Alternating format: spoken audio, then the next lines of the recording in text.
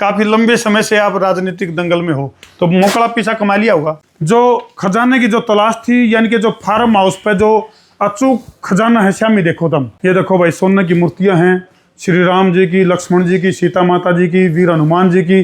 कुछ लोगों ने कहना शुरू कर दिया कि विधायक ऐसा करना चाह रहा है कि यहाँ से पैसा कमाना चाह रहा है। एक बहुत बड़ी चीज जींद के लिए बनेगी। सफेद रोड टूटा पड़ा जी, जानलेवा रोड। जींद जो है ना वो 2 रुपए वाले पेन की तरह है, यूज एंड थ्रो। वहीं तो एक अपना पवित्र धाम है जयंती देवी मंदिर, जिसके नाम से अपने जींद का नाम भी रखा गया है, और उसी के ठीक सामने है मीट मार्केट।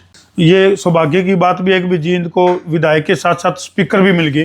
तो भाई प्रदेश के deputy speaker doctor Krishna Middha के फार्म हाउस पर धर्मों की देसी रेड, फिलहाल बड़े बड़े सवालों के साथ, यानी कि बोले चिट्ठी आई है चिट्ठी आई है।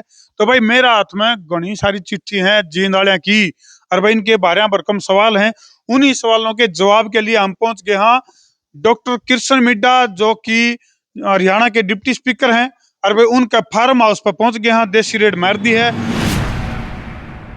और भाई डिप्टी स्पीकर के ठिकाने पर हमने जो है देसी रेड, एक कमांडो मिल गया है।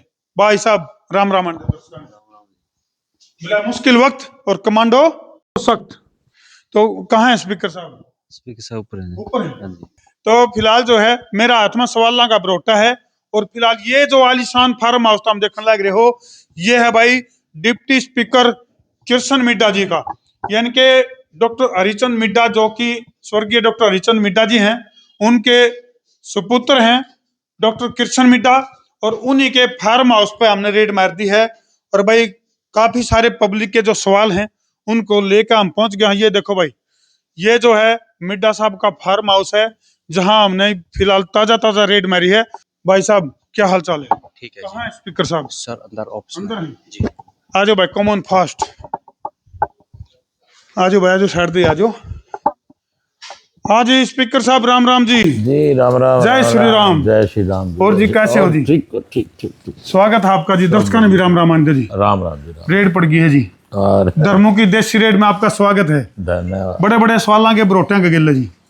तो इससे पहले के स्पीकर साहब से हम बातचीत शुरू करा, जो खजाने की जो तलाश थी, यानी कि जो फार्म हाउस पे जो अचूक खजाना है, श्यामी देखो तुम, ये देखो भाई सोने की मूर्तियां हैं, श्री राम जी की, लक्ष्मण जी की, सीता माता जी की, वीर हनुमान जी की। और भाई ये देखो बाप और बेटा के गुफ्तगू करने लग रहे हैं, यानी कि पहले प्लानिंग बना ली थी पहले बना ली थी। तो स्वर्गीय डॉक्टर हरिचंद मिड्डा जी और कृष्ण मिड्डा जी जो बातचीत कर रहे हैं नीचे खट्टर साहब के साथ हैं। हाँ जी स्पीकर साहब जी, क्या बात है, सचा रखा आपने, बेरा था क्या मांगे? भाई स्वागत बढ़िया होना चाहिए। अच्छा जी। हाँ। तो मिड्डा साहब काफी सारे आरोप आपके ऊपर हैं, अधिकारियों के साथ 36 का आंकड़ा आपका रहता है, और कई बार तू तड़ाक का माहौल भी बनता है, और भी कई सारे मामले हैं जिनको लेकर के काफी सारे सवाल हैं जनता के। और वो एक गाना गुनगुनाते हैं कभी कभी, बोले चिट्ठी आई है चिट्ठी आई है। आज की जो चिट्ठी है वो आपके लिए देखते हैं क्या साबित होगी। तो फिलहाल सवालों का जो सिलसिला है, जो पब्लिक के जो कड़वे सवाल हैं, उनका सिलसिला हम शुरू करते हैं। और हॉट सीट पर मौजूद हैं डॉक्टर कृष्ण मिड्डा जी, जो कि स्पीकर हैं हरियाणा के, और सदन में इनका जो रोब है वो अलग तरह का है, विपक्षियों को ये बोलने नहीं देते। अधिकारियों की अगर बात करें, जींद में दबदबा है, उनके साथ 36 का आंकड़ा है। तो स्पीकर साहब सबसे पहला सवाल तो ये है कि अधिकारियों के साथ 36 का आंकड़ा कारण क्या है? हिटलर शाही उनकी है कि आपकी है? देखिए जहाँ तक अधिकारियों की बात है जी, तो हर तरह से अधिकारी से बात की जाती है। देखिए नरमाई से भी, एक मर्यादा में रह के भी जी, अगर कोई विशेष तौर पर कार्य नहीं करता अधिकारी तो उसको उस हिसाब से भी बात की जाती है। कभी कभी अधिकारी भी अपने पद का नाजायज फायदा उठाता है, जिसकी बदौलत वो गरीब जनता का कह लीजिए या जनता के प्रत्येक व्यक्ति का काम करने में कोताही बरतता है। जी जी जी, जो बिल्कुल सही काम है उसको तो करना ही चाहिए। या कभी कभी क्या होता है कि गरीब असहाय लोगों पर कुछ ऐसा कर देना जी, जो मतलब पहले ही वो व्यक्ति गरीबी से जूझ रहा है और उसके ऊपर से हम अपने पद का और पावर का फायदा उठाकर उसको नुकसान पहुंचाने की चेष्टा करें, वो भी गलत है। कभी कभी क्या होता है कि करुणा, धर्म और करुणा और आपका पद, जी, इन चीज़ों को लेकर भी काम करना पड़ता है। एक राजा का फर्ज होता है, या एक व्यक्ति का एक जो किसी पद पर है उसका फर्ज बनता है कि कभी कभी वो मर्यादा से ऊपर उठ के भी गरीब व्यक्ति की मदद करे, मतलब मर्यादा के अपने पद से ऊपर उठ के जी जी जी, गरीब विशेष अधिकार या फिर उससे भी उठ के मदद करे। कभी कभी कुछ एक चीजों को दूर हटाकर भी, मतलब जो नॉर्म्स होते हैं उनके हट के भी एक गरीब आदमी की मदद करनी चाहिए। ऐसे मेरे पिताजी ने हमें हमेशा समझाया भी है और ऐसा हमने किया भी है। सोशल मीडिया पर कई सारी वीडियो आपकी इस तरह की वायरल हो रही हैं, रास्ते में कहीं छोटा मोटा भी कोई एक्सीडेंट हो जाए ना, उसके लिए भी आपका पूरा का पूरा काफिला जो है वहीं रुक जाता है। तो आपको डर नहीं लगता सुरक्षा को लेकर के, एक भी कहीं ऐसा ना हो वैसा हो जाए? देखो, सुरक्षा को लेकर अगर मैं आपको बात करूं तो सुरक्षा हमें कौन मारेगा, और मृत्यु अटल है। अगर कुछ होना है तो उस परमात्मा ने तय किया हुआ है, उसे हम रोक नहीं पाएंगे।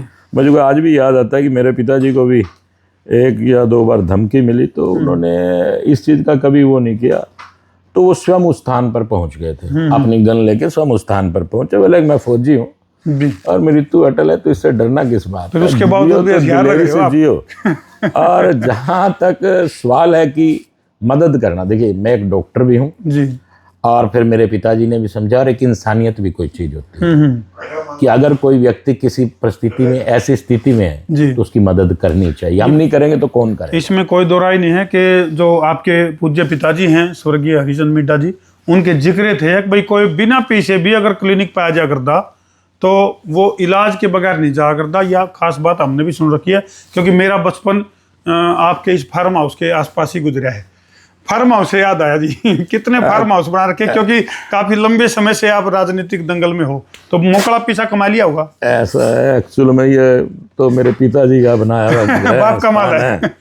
और एक लंबे समय से हम इसी में रह रहे हैं। जहाँ तक फार्म हाउस है तो घर कह लो, कोठी भी नहीं कह सकते इसको तो मकान कह लो, घर कह लो जी। और क्योंकि इस स्थान पे हमारी माँ रहती है तो ये पूजा स्थल भी कहा जा सकता है, तपोभूमि है एक तरह से। हाँ, तो जो है देखिए, मैंने और मेरे पिताजी ने एक लंबे समय तक सेवाएं भी की हैं। देखिए इतने लंबे समय में आदमी कमाता भी है और उसके अनुरूप जो है तो सबके सामने रहा। फार्म हाउस फिलहाल अभी तक नहीं है, बच्चे बना लेंगे, बना रखे कोई नहीं, तो बता दो गुड़गांव में, चंडीगढ़ में, कि मैं तो सिस्टम क्या होगा। जहाँ तक ये सवाल, अगर कोई जिस प्रकार से कहते हैं कि ऐसी कोई संपत्ति जो इनकम से ज्यादा हो, कोई भी अगर साबित कर देगा तो सरकार को दे देंगे। अच्छा जी, बहुत बड़ी बात कही है।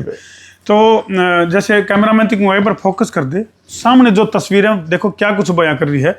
एक तरफ तो तोप रखी हुई है और उस तोप के पीछे एक और तोप है, यानी कि डॉक्टर हरिचंद मिड्डा जी जो आपके स्वर्गीय पिताजी हैं, और गाय के साथ उनका एक बहुत गहरा नाता था, गौ माता के साथ। लेकिन आज अगर हरियाणा की बात करें, हरियाणा का जींद की बात करें, तो जींद की जो गौवंश है, गौशाला है जो जयंती देवी मंदिर के सामने है, उसमें कई बार जैसे, क्योंकि शहर के बीच में है और गाय जो गौवंश है जब वहाँ से निकलता है या सड़कों पे घूमता, तो वो बहुत बड़े एक्सीडेंट का कारण बन सका है। तो इसके लिए कोई ऐसा प्रपोजल सुनने में आया था कि यहाँ से इसको शिफ्टिंग की तैयारी कर रखी है और यहाँ कोई बहुत बड़ा पार्क बनाने की तैयारी चल रही है। देखिए यहाँ पे बोटेनिकल गार्डन की मांग रखी थी मैंने जी, हमारे बाबूजी मनोहर लाल जी के समय में जी, तो उन्होंने इस बात को मंजूर भी किया और उसका पैसा भी मंजूर हुआ है। और कुल मिला के हरियाणा में 6 बोटेनिकल गार्डन बने, जिसमें जींद एक है जी। और उसके लिए यही जगह सुझाई गई थी, क्योंकि ये बागवानी की जगह थी तो उसमें अस्थायी नंदईशाला बनाई गई जी। लेकिन कुछ शुरुआत की तो कुछ लोगों का भाव गौ माता को लेकर अलग है। मैंने ऐसे कहा कि हम लोग को इन गौओं को स्थान जब बना देंगे इनका जी, श्री गौशाला से बातचीत करके, जो 4 किले बीड़ के अंदर है जी, जी, उन्हीं से 20 किले और मांग लिए जाएं, ताकि 20-25 किले जमीन हो जाए जिसके ऊपर हम गौशाला को शिफ्ट करवा दें। और एक अच्छी गौशाला जिसमें लोगों का भी सहयोग रहे और सरकार का भी सहयोग रहे, एक अच्छी गौशाला बनाए। और क्योंकि ये शहर के अंदर करोड़ों रुपए की जमीन है, इसके और बोटेनिकल गार्डन बने बेंगलोर की तर्ज पर, लाल बाग है वहां पर, इस तरह से नाम है उसका, तो वैसा एक गार्डन बने, पर्यटन स्थल बन जाएगा। हाँ, जो बच्चों के आने वाले समय में एक बहुत बड़ी चीज जींद के लिए बनेगी।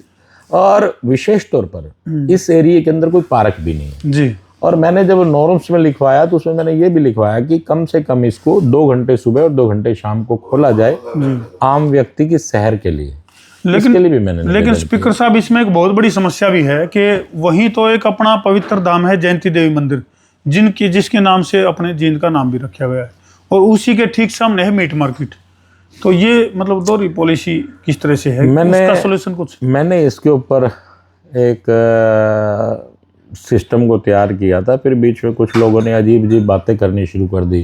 कहने लगे कि यहाँ से, क्योंकि एक ज़मीन पड़ी है अपना कमेटी की जी, जहाँ पर हड़वाड़ा था पहले, वहीं ज़मीन पड़ी है कि उसी हड़वाड़े में ही इन दोनों क्लस्टर हाउस बना दिया जाए कि इन ज़मीनों पर ही जितनी इनकी शॉप्स हैं वैसी शॉप्स बना दी जाए, और कोई नियम बना दी जाए किस प्रकार से वो दुकानें वहाँ पे शिफ्ट होंगी।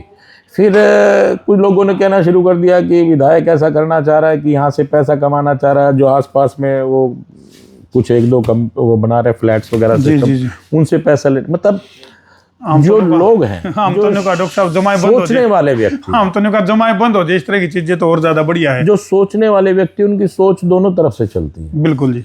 अगर सही मायने में अगर लोग साथ दें तो जींद का एक रूप बदला भी और बदलने का प्रयास भी है। लेकिन हर चीज में आप वो मत देखिए कि इसमें भी ऐसा होगा, तो फिर आदमी कहता है कि यार हम कुछ अच्छा करना चाह रहे हैं, इसमें भी लोगों को आपत्ति है।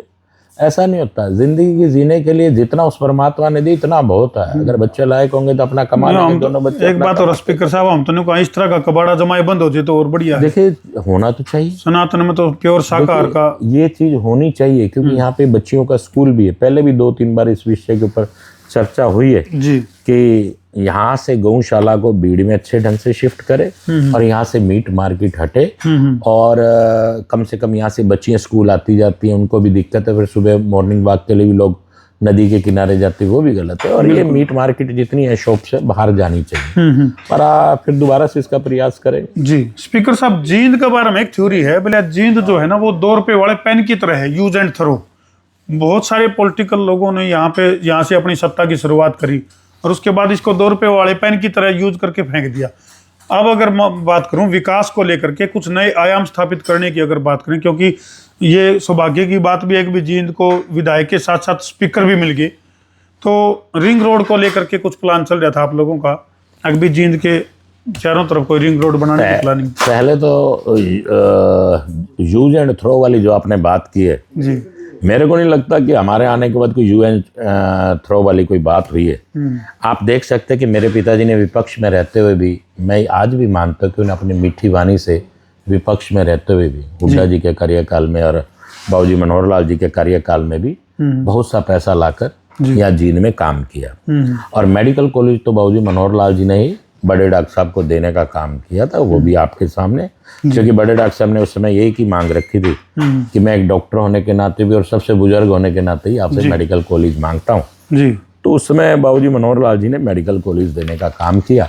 और आज आप देख सकते हैं कि किस प्रकार से इस दौरान में जींद कितनी तरक्की कर रहा है, वो भी आप लोगों के सामने। चाहे वो मेडिकल कॉलेज की बात है, चाहे वो भाखड़ा के पानी की बात है, चाहे वो सड़कों की बात है, 1-2 सड़कों को छोड़कर जी, सफेद रोड टूटा पड़ा जी, जानलेवा रोड और रोहतक रोड, सफेद रोड का भी मैं आपको बताऊं,